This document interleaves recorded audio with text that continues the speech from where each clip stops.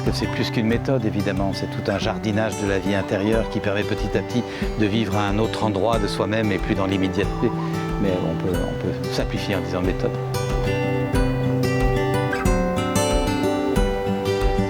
C'est où que ça a bugué? Personne ne nous a forcé de mettre des enfants au monde. Personne ne nous a forcé d'être en couple. Personne ne nous a forcé d'avoir ce métier à tel endroit. Bien sûr, vous avez besoin d'assurer votre sécurité, c'est sûr. Mais pourquoi tout ça est devenu stressant, accablant, contraint? Remettre l'artiste au clavier.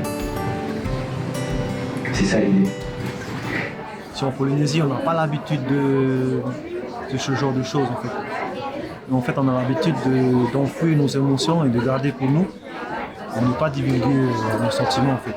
Je pense qu'on a été formé, on a grandi avec ça, dans cette mentalité, dans cette éducation, où non, tu dois répondre automatiquement avec ce que tu as reçu, mais qui n'est pas le bon, quoi. C'est super important parce qu'ici en Polynésie, comme partout ailleurs dans le monde, d'ailleurs, on a du mal à se parler, à communiquer. Et du coup, ça crée tout un tas de conséquences. Ça crée surtout des malentendus, ça peut aller loin parfois.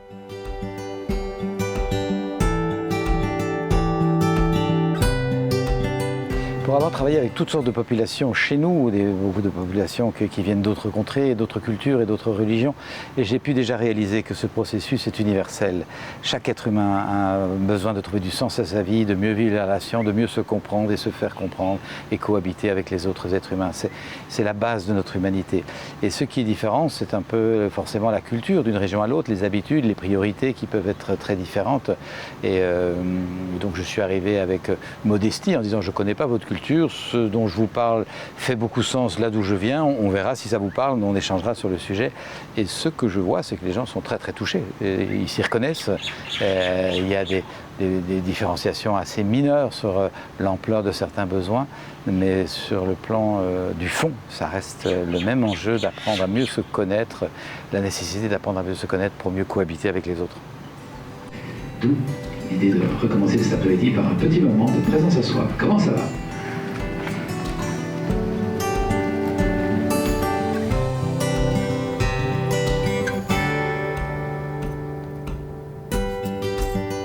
Poursuivre notre exploration en allant à la rencontre de certains enfers. Maman. La difficulté, c'est de dire, comment dire, oser dire, et pour que ça rejoigne l'autre, mais pas pour le blesser. Et pour moi, c'était vraiment une difficulté. Mais voir un peu comment on peut dialoguer avec les gens sans être toujours en opposition et que ça soit plus cool dans le dialogue avec l'autre, quoi. Pouvoir communiquer de manière non violente, dans le sens où ne pas s'énerver, surtout quand on a des nouvelles un peu qui t'agacent, rester calme. On apprend tous les jours. Voilà. À se parfaire, à faire au mieux, à faire autrement. Voilà, c'est la question que je me pose. Comment je peux faire au mieux ou comment je peux faire autrement? Et qu'est-ce que ça fait que d'être moi-même profondément à l'écoute et en empathie par le reflet ou par simplement une proposition empathique?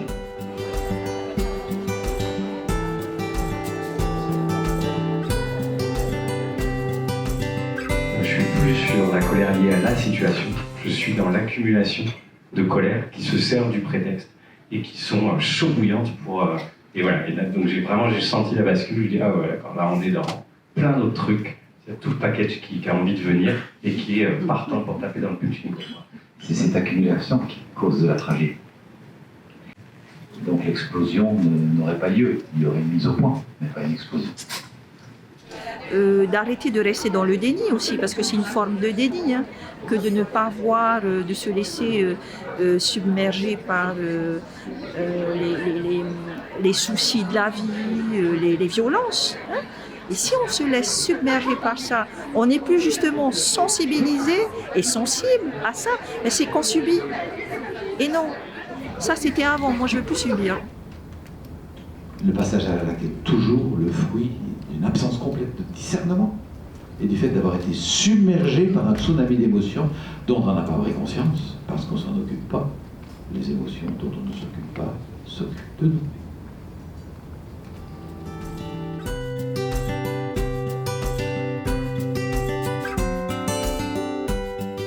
On ne parle pas forcément de coups et blessures, loin s'en faut, mais on parle de la violence subtile qui s'est glissée dans nos habitudes de pensée, dans nos schémas de pensée, notamment notre habitude de se juger soi, juger les autres, et ainsi enfermer les choses plutôt que de vivre la dynamique de la conscience, des besoins qu'il y a derrière ou des valeurs, l'habitude de formuler des croyances qui bétonnent et qui assèchent, au lieu de nouveau de retrouver la dynamique de la vie à l'intérieur de soi.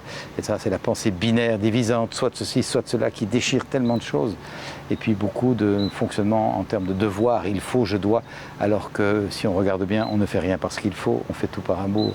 Personne ne s'occupe de ses enfants parce qu'il faut, tout le monde s'occupe de ses enfants parce qu'on les aime. Et ça ne veut pas dire que ce soit confortable, mais c'est un choix d'amour. Notre capacité à communiquer de manière efficace et bienveillante est indispensable pour le bon fonctionnement de notre service public.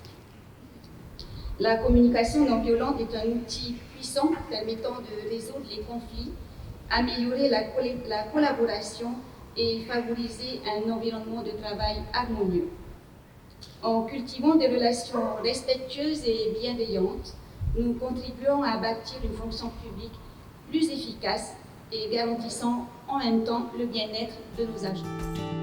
Vous pouvez pousser un peu sur la pointe des pieds pour être vraiment dans la posture d'ouverture complète comme un plongeur au bout du plongeon. Après, là, c'est arrivé à la jubilation de son saut. C'est vraiment pas bien arrivé. C'est l'occasion d'en savourer la chaleur, mais peut-être aussi l'énergie.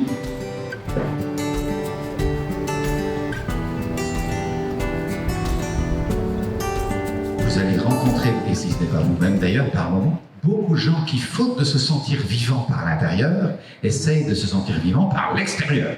Et beaucoup de tensions, de violences, notamment dans les couples, viennent de que ni l'un ni l'autre ne se sentent vivants. Et quand vous vous énervez, quand vous agressez, ou quand vous faites agresser, tout d'un coup, il y a de la vie. Je ne demande pas de me croire, hein. Mais j'ai vu ça depuis 30 ans dans mon métier d'accompagnement des personnes, que beaucoup de personnes, faute de se sentir vivants, entretiennent des rapports combatifs parce que ça donne une impression d'exister. Comment faire dans certaines situations où on se sent démuni, et avec justement les illustrations qu'il nous donne, ça nous permet de réfléchir à certaines situations qu'on a vécues et comment est-ce qu'on aurait pu le faire autrement. Que tu te sens quand tu te dis « je choisis ». Fin de l'exercice, de nouveau, il faut changer d'énergie, tourner un peu, vous faire une accolade, vous serrer la main, vous faire la bise. C'est ça, de considérer déjà moi en tant qu'humain, moi en tant qu'émotion, en tant que... Tu vois, il y a tout un fonctionnement par rapport à moi, et les autres fonctionnent pareil. Donc du coup, si moi j'arrive à prendre conscience que ok, moi je fonctionne comme ça, j'arrive à me débrouiller pour mes besoins, je peux apporter de l'aide à l'autre de cette manière. Une fois que dans le regard, je perçois de la confiance et de l'écoute, finalement, le discours c'est plus délié et plus vrai, finalement. C'est l'objet en fait de la transformation qu'on voudrait avoir, c'est qu'on ne peut pas offrir un service public de qualité si on a des agents qui sont frustrés, qui sont mal dans leur peau, qui ne sont pas bien. Donc il faut absolument s'occuper de nos agents pour que nos agents puissent offrir un service de qualité à notre population. Il faut qu'on aille au travail. Et cette spirale-là nous enferme dans cette situation-là aujourd'hui. Et c'est difficile d'en sortir. Est-ce que tu serais d'accord de vérifier si tu travailles parce qu'il faut, que tu n'as pas le choix, parce que tu as laissé fonctionnaire, ou si tu travailles parce que tu as besoin d'assurer la sécurité de ta famille? Je travaille parce que j'ai besoin d'assurer la sécurité de ma femme. Et est-ce qu'il y a une partie de toi qui travaille parce que tu as besoin de donner du sens à ta vie et dans le choix que tu as fait, d'aider les humains à mieux vivre? Mais effectivement, tu peux faire d'autres choix. Et certainement qu'avec les compétences de comptable que tu as, tu pourrais être un businessman et faire fortune. Mais est-ce que tu aurais les mêmes valeurs que ce que tu vis là? C'est cet arbitrage intime que nous faisons tous. Et c'est bien le but de l'organisation de ce séminaire, pour qu'il soit, que tous les services du pays puissent en bénéficier, et notamment les enseignants, les écoles, et ça, le ministre de l'Éducation était là aussi. En fait, on est assez d'accord pour déployer ce type de séminaire à l'ensemble des services du pays.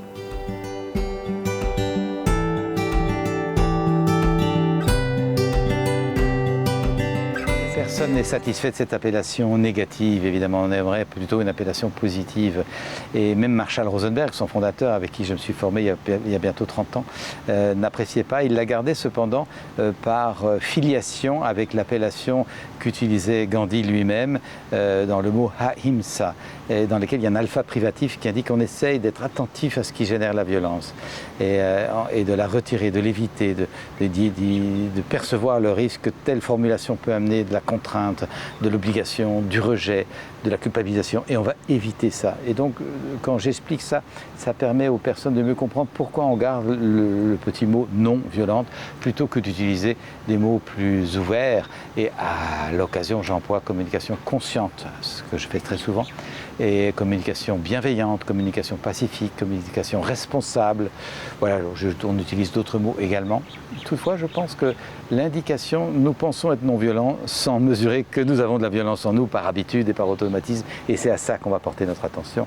Je pense que ça reste intéressant de conserver.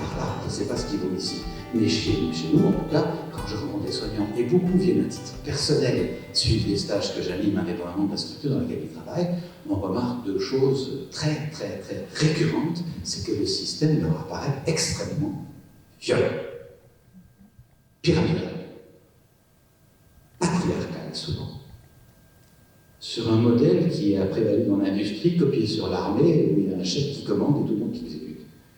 C'est désuet, ça a pu être pertinent, ce n'est plus comme ça que l'humain veut fonctionner. Dans l'entreprise collective où on veut aller vers un objectif unique et louable pour tout le monde, comment fait-on pour satisfaire l'ego de chacun, qui est le principal facteur bloquant, si j'ai bien compris, et qui va s'opposer aussi à cet objectif collectif et pour épanouir tout le monde. Cessez d'être dans l'ego, parce que par nature, l'ego est toujours insatisfait. Il lui en faut toujours plus, autrement, mieux, par un autre endroit. Et c'est insatiable. Et si dans une équipe nous vivons au niveau des égos, nous allons sans arrêt rencontrer les mêmes problèmes de façon récurrente. Nous avons, quand nous travaillons en équipe, besoin de comprendre les fonctionnements de nos égos pour ne pas les laisser nous piéger. Merci d'avoir évoqué cet enjeu d'apprendre à quitter notre ego. L'ego nous donne une couleur, ça nous donne une différenciation, mais c'est pas lui qui commande, c'est notre être profond. Et donc j'ai trouvé ça particulièrement intéressant parce que nous faisons un métier de relations humaines où souvent on met l'ensemble de notre énergie dans la relation de soin entre le soignant et le soigné, mais on met très peu d'énergie et très peu d'intelligence à gérer les relations interhumaines entre professionnels. Et je pense que ça nous amène beaucoup de clés pour vraiment élever le débat.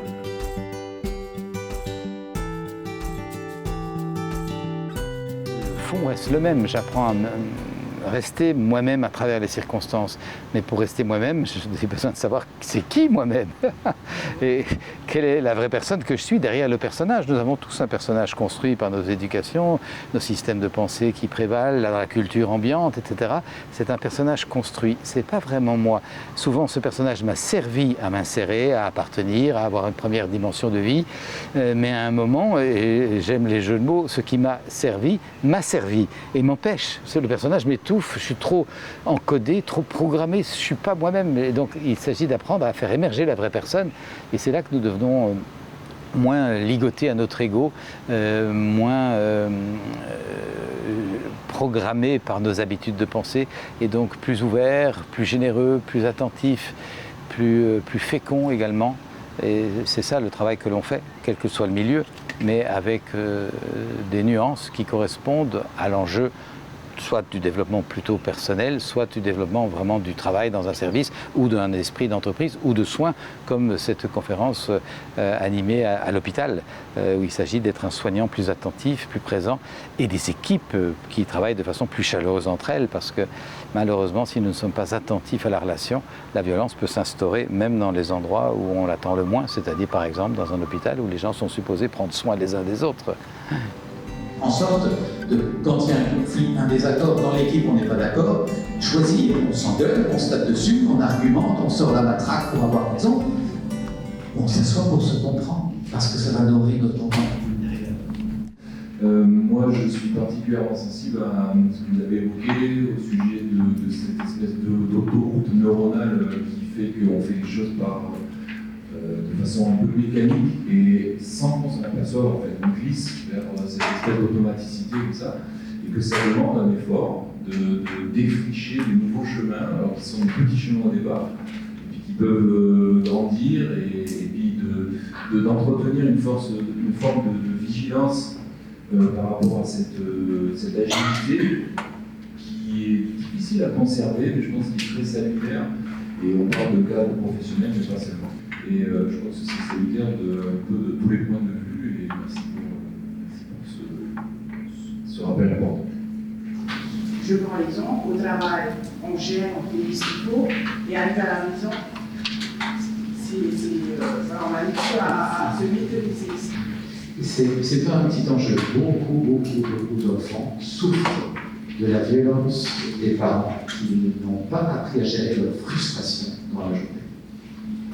La violence, je le remets autrement, la violence perpétuée sur les enfants le soir à la maison par des parents qui n'ont pas appris à gérer leurs émotions est un génocide quotidien qui n'apparaît pas dans les médias. C'est une maltraitance clandestine.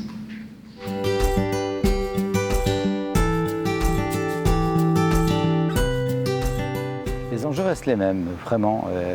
C'est un processus tout-terrain, 4x4.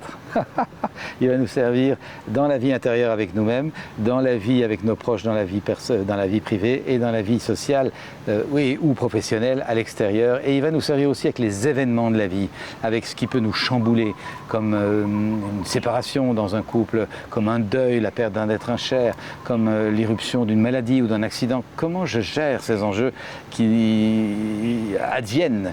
Et je suis rarement, évidemment, je ne suis pas toujours responsable de ce qui advient, de ce qui m'arrive, mais par contre, je suis toujours responsable de comment je vais vivre ce qui m'arrive.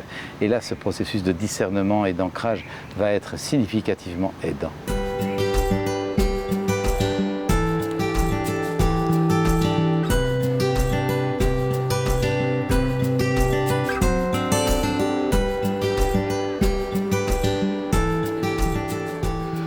Cette belle aventure humaine a débuté grâce à la rencontre de femmes passionnées et investies, et qui ont fait le choix d'en faire leur métier. Parce que oui, la non-violence est une action. Martin Luther King disait lui-même que la non-violence est une épée qui guérit. Et c'est dans cette intention de toucher le plus grand nombre que nous avons invité Thomas, avec son talent d'orateur, d'écrivain, cette facilité qu'il a à transmettre la communication non violente partout où il va. Vraiment grand merci Thomas, encore une fois, d'être là en Polynésie.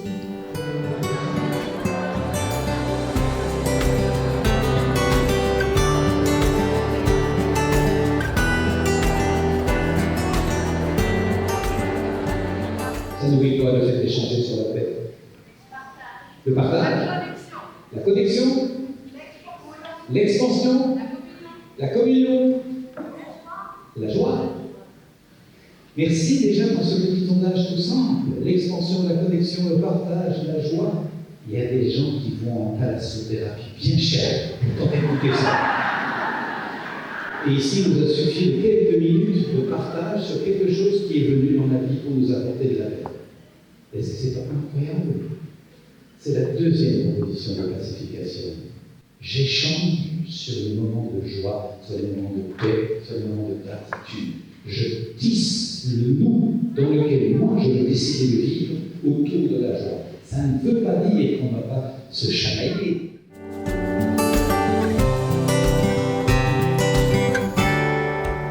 à cœur de faire résonner cette proposition de Gandhi. Be the change you want to see in the world. Sois toi-même le changement que tu aimerais voir dans le monde. Nous souhaitons à travers la planète un monde de paix, c'est-à-dire un monde où on s'écoute, on se comprend, on s'accepte dans la différence, on sait médier les conflits, on accepte qu'il y ait des conflits, on ne veut pas forcément les résoudre tout de suite, on peut vivre avec, on accepte le désaccord avec patience et on cherche des solutions fructueuses. Nous rêvons de cela pour le monde, pour les pays, pour les gouvernements, etc. Eh bien, soyons le début de ça, là où nous sommes, avec les enjeux même menus de ma vie de couple, de l'accompagnement de mon enfant, de mon adolescent, de l'équipe que je gère dans l'entreprise, des collègues avec le travail de la personne au guichet de l'administration. Dans tous ces enjeux-là, soyons le changement que nous voulons vivre dans le monde.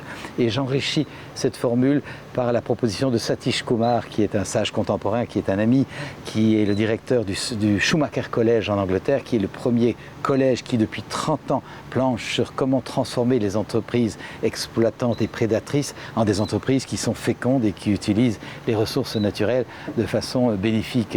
Eh bien, il ajoute à la formule de Gandhi, lui-même étant indien, et il ajoute ceci, non seulement be the change, but organize the change and communicate the change.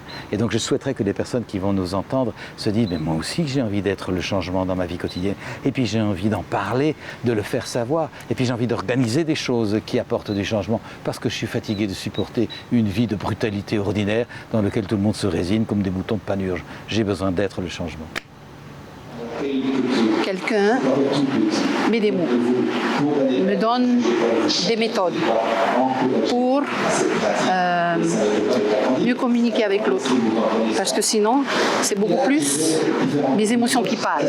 Et quand les émotions parlent, quand ça fait résonance avec l'autre, c'est les émotions qui parlent. Et en fait, il n'y a rien de bon qui ressort. Donc je me dis que